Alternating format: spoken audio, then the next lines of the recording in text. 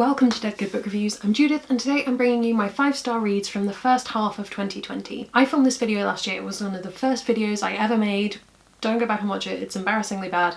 I actually filmed it in August, which is not halfway through the year, but then again, neither is the middle of June, but I'm slightly closer, so I think it's okay. But add to that the fact that I never actually made a second half of that video, and you have a bit of a feel for how mad my upload schedule is. Will I make a second half of this video in December or January? Who knows? We'll find out. Subscribe, stick around, you never know. The world could have ended at that point. I wouldn't be surprised. What I found really interesting looking back at that video is how comparatively few 5-star reads I've had this year. Last year's video had over 40 5-star books and this year's video has 12. Have books got worse?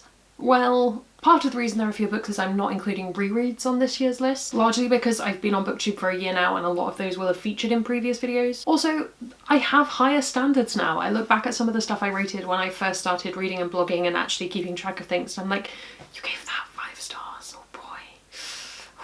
And you just grow to have more of a critical eye when you read more. I think that's just how it is. I've read a lot of really great books this year, but for me 5 stars is such a gut feeling, and as you read more, fewer books hit that gut feeling mark. It's just kind of how it is. So it'll be interesting making this video in a year and maybe seeing like one 5-star read. I don't know. So join me as I make a list of books that by the end of this year I might feel completely different about, but this is where I'm at this present moment in time. A lot of these books I don't have physical copies of, partly because this year I've been really good on book buying. I've been really trying to not do it so much. I think because I'm so close to finishing my TBR that every book I add I'm like, no, this is another day where it won't be done. Just a lot of these were review copies or, more importantly, audiobooks, so you'll have to bear with me. Obvious disclaimer, some of these were therefore sent to me for review. I am not being paid to talk about them, nobody's influencing my opinion, as always. I'm also going to try and keep this spoiler free. You have been disclaimed! The first 5-star read of this year was The Unlikely Escape of Uriah Heep by H.D. Parry. This book has a dedicated video on this channel. I will put the thumbnail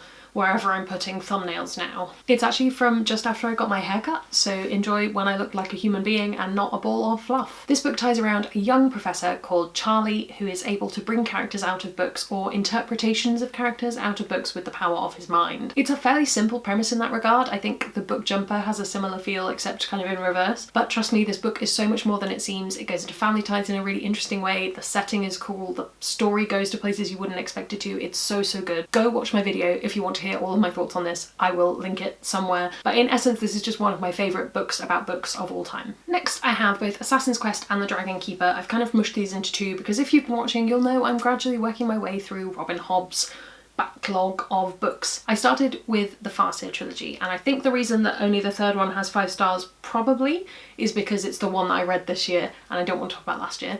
And then Dragon Keeper I read 2 months ago now, I think. I've pretty much listened to or read one a month since I started. Worth noting, I have yet to read the rest of the Rainwilds trilogy and I'm on Ship of Destiny in the live ships. It's difficult because in some ways I want to kind of lump all of these books together into one and give them overall a 5-star read, but these were the only 2 that I've actually rated 5 stars. Some of them I found too emotional, too emotionally draining, some of them I found less interesting than others, and some of them focused too long on characters that I don't like. I think I liked Assassin's Quest so much because it was the ending and I'd really loved these characters throughout. I find Fitz hugely irritating, but kind of I respect that the series is about him and I'm sure he grows as a human being. That book brings together a story that's gone over decades and it's so satisfying to see it all wrapped up, even though I still think some of the characters deserve much better than the ending they got. For Dragon Keeper, I'm pretty sure this got 5 stars because it has dragons and female scholars and that's basically a guaranteed 5-star from me. I'm very excited to finish live ships so that I can finish Rainwilds because at the moment Rainwilds is winning it for me even with just the first one. I know some people don't like it so maybe it gets worse. I don't know, but I'm looking forward to finishing off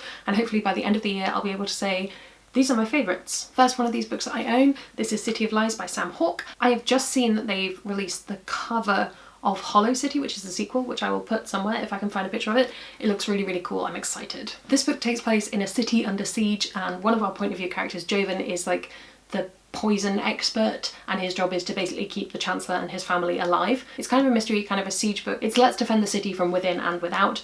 if you are put off by the idea of a male protagonist in fantasy, which I often am, this is actually dual point of view. We have a sister as well, and I think that's what really made this book for me, is it was more than I was expecting, because we got that female perspective and a different angle on the story. You probably know I'm not the best with political kind of books. I suck at remembering names, families, allegiances, all of that jazz.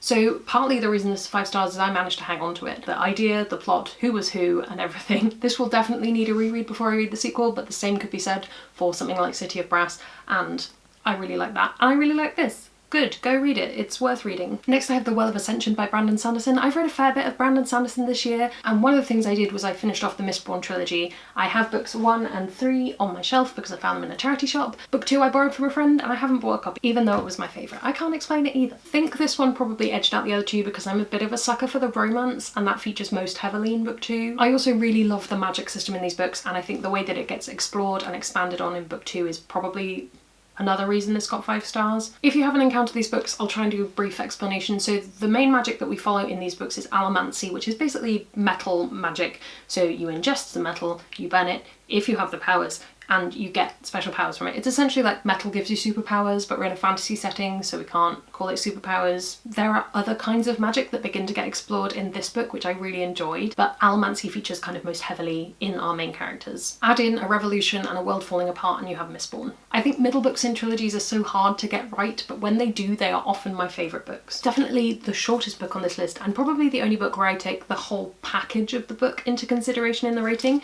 This is The Sleeper and the Spindle by Neil Gaiman, illustrated by Chris Riddell. It's a retelling of Sleeping Beauty, sort of. It's hinged around kind of the main imagery of Sleeping Beauty, so we have the thorns and we have the sleeper, but it is different in some places. For one thing, we have a queen going forth to rescue the princess or sleeper rather than a prince. The story is really good, it's nice and short, it's a short retelling, it's not gay enough, but when has that ever been true for anything ever? Combine the story with the gorgeous illustrations and you have a winner for me. Girls with swords! Next I have The City We Became by N.K. Jemisin. I read this within the last 3 months, I think. This book is exceptional. It's my favourite N.K. Jemisin by far, and every single one of her books I've loved, so make of that what you will. Do you want a weird book where the cities are sentient, but also there are weird interdimensional horror moments, and the whole book is about place and identity and the identity of cities and culture, and it will just make you gasp out loud at moments? Yes, of course you do, and this book is amazing. This book follows the birth of the city of New York in this world where we have these sentient cities. We follow the 5 boroughs of New York and some additional characters as they kind of come into who they are and their powers and what they can do